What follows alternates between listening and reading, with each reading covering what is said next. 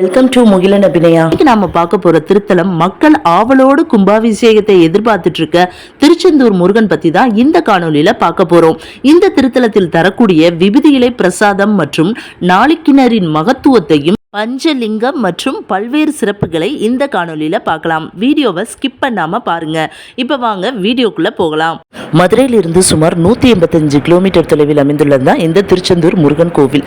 இது ஒரு குருஸ்தலமாக கருதப்படுவதால் இங்கு பக்தர்கள் கூட்டம் வியாழன் தோறும் அதிகமாகவே காணப்படுகிறது. வியாழக்கிழமைகளில் நீங்கள் கோயிலுக்கு போனீங்கன்னா கண்டிப்பாக ஒரு 3 மணி நேரத்துல இருந்து 4 மணி நேரம் வெயிட் பண்ணி தான் முருகனை பார்க்க முடியும்.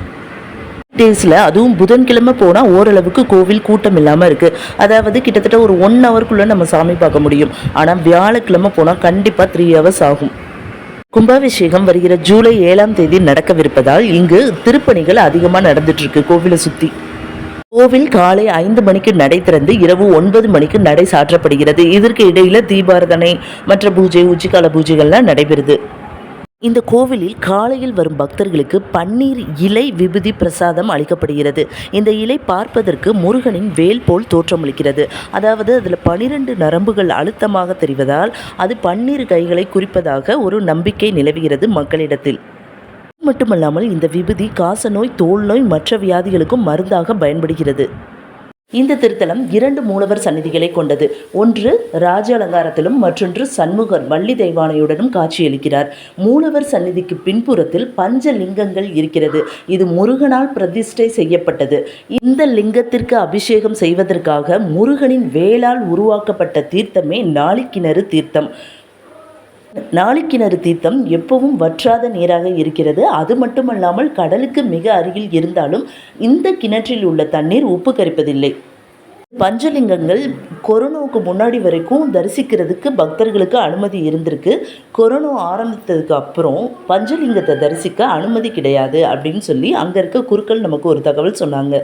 மூலவரை தரிசனம் பண்ணிட்டு நம்ம கோவில் பிரகாரத்தை சுற்றி வரும் பொழுது மூலவர் சந்நிதிக்கு எதிர் திசையில் ஒரு பெரிய ஹோல் இருக்குது. அதாவது கடலை பார்த்த மாதிரி. அங்கேருந்து ஓம் அப்படின்ற சத்தம் அந்த கடல் அலையிலேருந்து கேட்குது அப்படின்னு சொல்லி அங்கே இருக்கவங்கலாம் நமக்கு ஒரு தகவல் சொன்னாங்க. இது சிவன் சந்நிதி, வள்ளியம்மை சந்நிதி மற்றும் தட்சிணாமூர்த்தி சந்நிதி. அது மட்டுமல்லாமல் கோவிலின் சுற்றுப்பிரகாரத்திலேயே பெருமாள் சந்நிதியும் இருக்கிறது. பெருமாள் இங்கு சயன கோலத்தில் மலையிலேயே சிலை வடித்தவாறு இருக்கிறார்.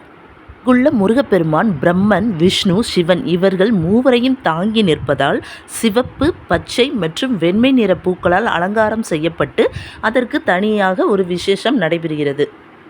6 படை வீடுகளில் கடலுக்கு மிக அருகில் அமைந்த ஒரே திருத்தலம் இந்த திருச்செந்தூர் முருகன் கோவில் மட்டுமே. சஷ்டி காலங்களில் பக்தர்கள் இந்த கோவில்களிலேயே தங்கி தங்களது விரதத்தை முடிக்கிறார்கள்.